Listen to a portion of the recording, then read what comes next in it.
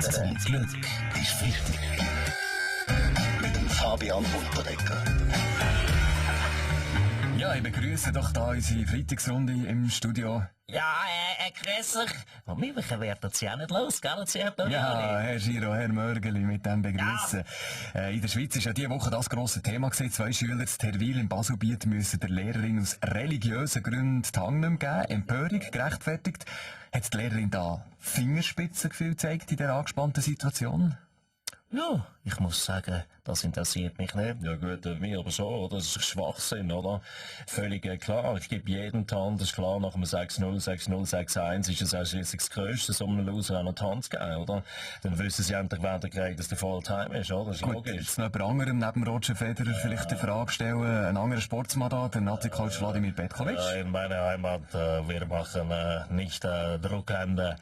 Wir nicken so und dann wir stecken Schwein an den Grill, trinken Slibowitz bis in den betrunkenen Sturz.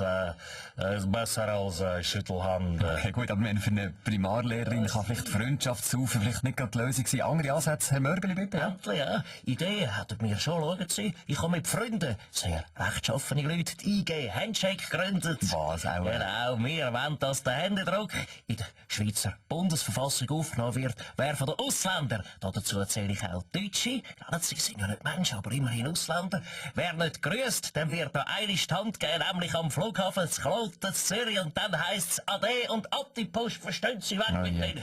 Manchmal habe ich das Gefühl, dass irgendwann schlecht medikamentiert gewesen, Herr Mörgeli. Das wäre ja bei ihm nicht passiert. Er hat sicher gelesen auch diese Woche, der Dopingdoktor in England, der da alle zu Höchstleistungen dopet haben. Für jeden hat er ein Mittel gehabt. Cher malade, doping, ce n'est pas bon pour la santé. Genau, Bundesrat Johann Schneider-Ammann, endlich jemand, der jetzt hier in dieser Sache sagt, was Sache ist. Ja, der Bundesrat ist besorgt um die Jungen, denn Sport ist ein Ausdruck des Wohlbefindens, der Kraft, die nicht bei rahmgeschnetzelten an Morchel, Soße, Salz, Pfeffer, sollte man die Teigwaren, das Abdampfen nicht länger als 5 Minuten im Salz, das Land und die Pilze, wo war ich gerade? Ja, wie gesagt, ich meine, das ist der Baschi.